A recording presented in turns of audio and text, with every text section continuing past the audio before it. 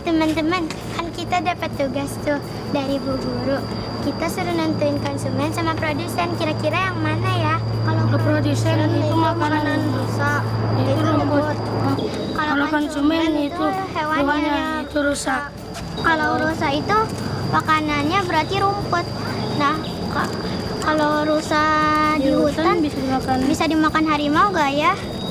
Kayaknya bisa deh. Kayaknya bisa dah. Soalnya rusa itu kan harimau kan makannya daging.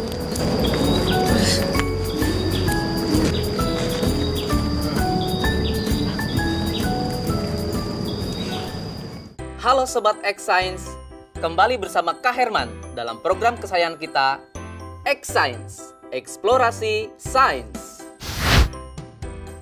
Adik-adik, kalian pasti penasaran kan bagaimana hubungan interaksi yang terjadi dalam jaring-jaring makanan?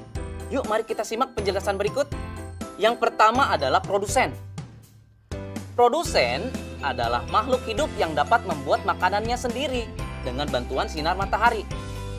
Prosesnya dinamakan fotosintesis.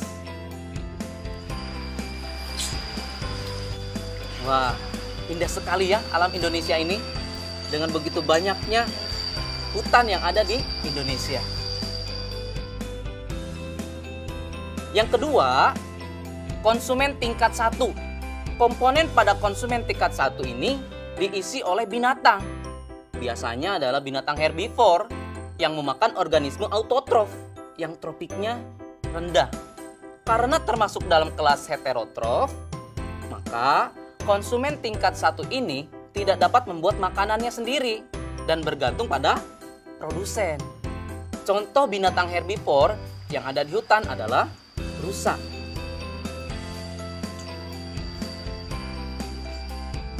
Yang ketiga, konsumen tingkat 2 atau tingkat berikutnya, yaitu adalah organisme yang menduduki tingkat tropik ketiga, disebut sebagai konsumen sekunder. Diduduki oleh hewan pemakan daging atau karnivora. Contoh dari organisme ini adalah serigala, harimau, ular, elang, dan masih banyak lagi. Posisi dari konsumen tingkat 2, tingkat 3, dan tingkat seterusnya bukanlah akhir dari jaring-jaring makanan. Sebab ketika nanti mati, tubuhnya akan diuraikan menjadi mikroorganisme yang akhirnya akan diserap oleh tanah. Yang terakhir, yaitu pengurai. Organisme ini bertugas menguraikan tubuh hewan yang sudah mati menjadi zat yang dibutuhkan oleh tanah. Fungsi dari komponen ini sangat berharga bagi kesuburan tanah. Proses rantai makanan akan berulang, di mana unsur yang telah diuraikan tersebut akan dimanfaatkan oleh tumbuhan untuk membuat makanan melalui proses fotosintesis. Contoh dari pengurai adalah jamur, bakteri, dan hewan kecil seperti cacing tanah atau belatung juga termasuk ke dalam pengurai. Saatnya kita bernalar. Yuk, mari kita bernalaria. Saatnya Sobat X Science menjawab pertanyaan nalaria berikut. Fatir sedang mengerjakan soal pekerjaan rumah tentang rantai makanan dan jaring-jaring makanan. Berikut ini adalah bagan jaring-jaring makanan yang ditampilkan salah satu soalnya. Pada jaring-jaring makanan tersebut, berapakah jumlah organisme omnivora?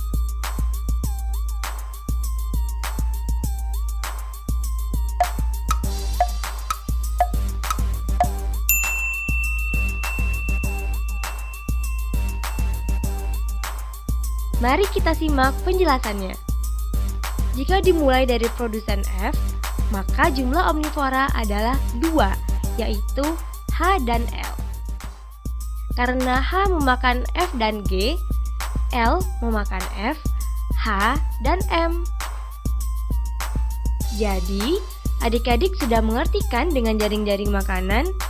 Sehingga, apa perbedaan antara rantai makanan dengan jaring-jaring makanan ya?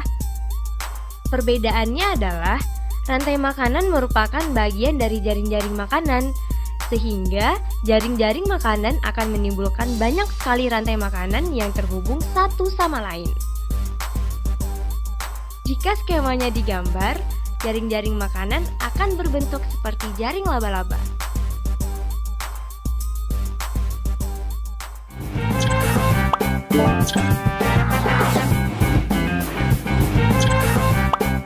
Wow.